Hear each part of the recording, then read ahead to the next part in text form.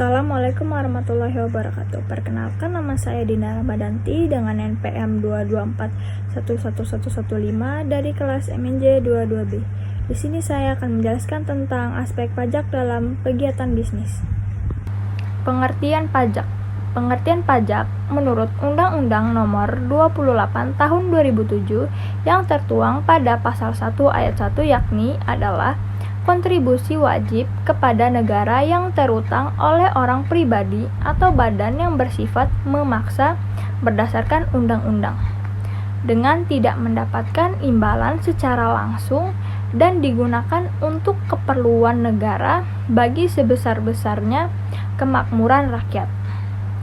Pajak merupakan sumber penerimaan negara yang digunakan untuk membiayai kepentingan umum yang akhirnya juga mencakup kepentingan pribadi individu seperti kepentingan rakyat, pendidikan, kesejahteraan rakyat, kemakmuran rakyat, dan sebagainya.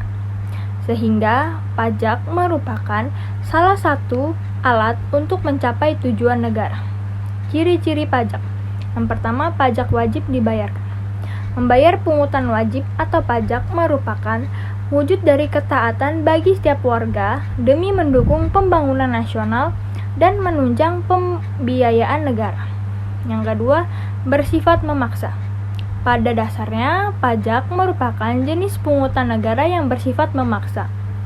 Makna memaksa kali ini hanya berlaku untuk pihak-pihak yang sudah dinyatakan sebagai wajib pajak. Lalu, siapa saja pihak-pihak yang harus membayar pungutan wajib? Yaitu mereka, warga negara yang sudah memenuhi persyaratan wajib pajak, baik syarat objektif maupun syarat subjektif. Yang ketiga, memiliki dasar hukum yang sah dan mengikat. Tidak bisa kita pungkiri bahwa pajak merupakan sumber pendapatan nasional yang dapat menopang keberlangsungan suatu negara. Bisa dibilang fungsi dalam bantu untuk memelihara kesejahteraan negara dengan cara terus-menerus pembangunan secara berkelanjutan. Yang keempat, warga tidak mendapat imbalan langsung. Sudah jadi rahasia umum bahwa pendapatan rakyat maupun daerah di seluruh penjuru Indonesia tidak merata. Pungutan wajib merupakan salah satu cara. Selanjutnya itu fungsi pajak. Yang pertama, fungsi anggaran atau budgeter. Secara umum, pungutan wajib atau pajak menjadi sumber pendapatan nasional yang paling besar di banyak negara. Maksud dari fungsi anggaran kali ini bahwa pungutan wajib akan digunakan untuk membiayai segala jenis pengeluaran yang berhubungan dengan kebutuhan negara.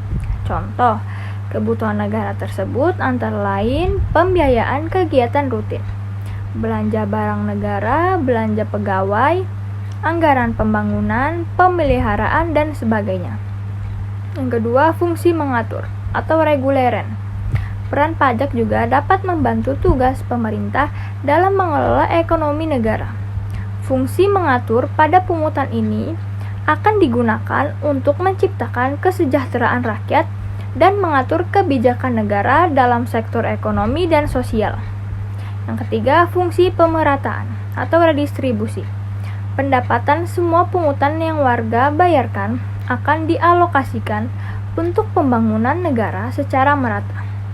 Fungsi ini akan menyeimbangkan antara pembagian pendapatan negara dengan kesejahteraan masyarakatnya. Misalnya, pendapatan negara digunakan untuk keperluan pembukaan lapangan pekerjaan baru di suatu daerah. Nantinya, orang-orang di daerah tersebut akan mendapat sumber penghasilan baru, sehingga pendapatan masyarakat pun juga ikut meningkat. Yang keempat, fungsi stabilitas. Pajak akan menjadi sumber dana bagi pemerintah untuk melaksanakan suatu kebijakan yang berhubungan dengan menjaga stabilitas harga, seperti mengatasi masalah inflasi, penetapan nominal, pungutan wajib, kebijakan peredaan uang, dan lain-lain. Misalnya, jika negara mengalami inflasi, maka negara akan menetap nominal pungutan wajib yang relatif tinggi. Selanjutnya, ada pun manfaat dari pajak. Meskipun pajak bersifat memaksa, terdapat beberapa manfaat yang perlu kamu ketahui dari adanya sumber pemasukan negara ini. yaitu yang pertama membiayai pembangunan nasional, yang kedua membayar gaji pegawai negeri, tentara, yang ketiga membayar utang pemerintah, pengadaan fasilitas umum. Sekian penjelasan tentang aspek pajak dalam kegiatan bisnis dari saya. Saya akhiri. Wassalamualaikum warahmatullahi wabarakatuh.